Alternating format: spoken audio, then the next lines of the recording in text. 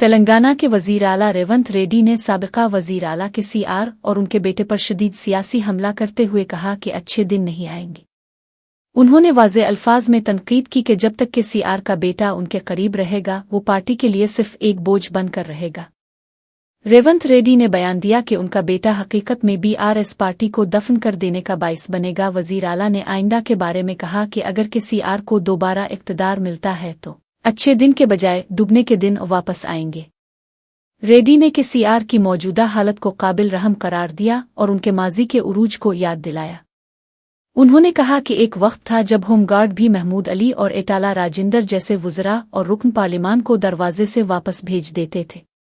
ताहम अब हालात ये हैं कि सीआर अपनी सियासी बका के लिए सरपंचों और वार्ड मेंबरान से मिल रहे हैं। वज़ीर आला की ये शदीद तनकीद तेलंगाना की सियासत में तुंदो तेज बहस का बाइस बन गई है। అయ్యా నువ్వు వండుకోలే ఉండు ఊరికి తెల్లారాల్సిన పని లేదు ఊరు ఎట్లా తెల్లారాలనో ఊర్లను ఎట్లా అభివృద్ధి చేయాలనో మాకు తెలుసు నిన్న సర్పంచులతో కూర్చున్నాడు మనకు మంచి రోజులు వస్తాయని ఇద్దరు సర్పంచులను పిలుచుకున్నాడు నలుగురు వార్డు మెంబర్లను పిలుచుకున్నాడు నిజంగానే ఆయన పరిస్థితి చూస్తే దీనావస్థ పాపం ఒకప్పుడు బానే బతికినోడు ఎట్లుండే ఒకప్పుడు ఎంపీలు మంత్రులు మహమూద్ అలీ పోతే ఈటల రాజేందర్ పోతే మంత్రులను కూడా గేట్ కార్డు ఉన్న హోంగార్డులు మెడల మీద కొట్టి బయటికి పంపించారు మంత్రులు పోతే కూడా గలిచేటోడు కాదు కేసీఆర్ నిన్న చూస్తే సర్పంచ్ను నలుగురు వార్డు మెంబర్లను కూర్చొని అయ్యా బిడ్డ మనకు మంచి రోజులు వస్తాయని ఆయనను చూస్తే నాకు సామెత గుర్తొచ్చింది మూలుగుడేమో మున్పటోలేనేమో మందేమో ఎప్పటోలేనే అని వెనకటి పెద్దోళ్ళు చెప్పారు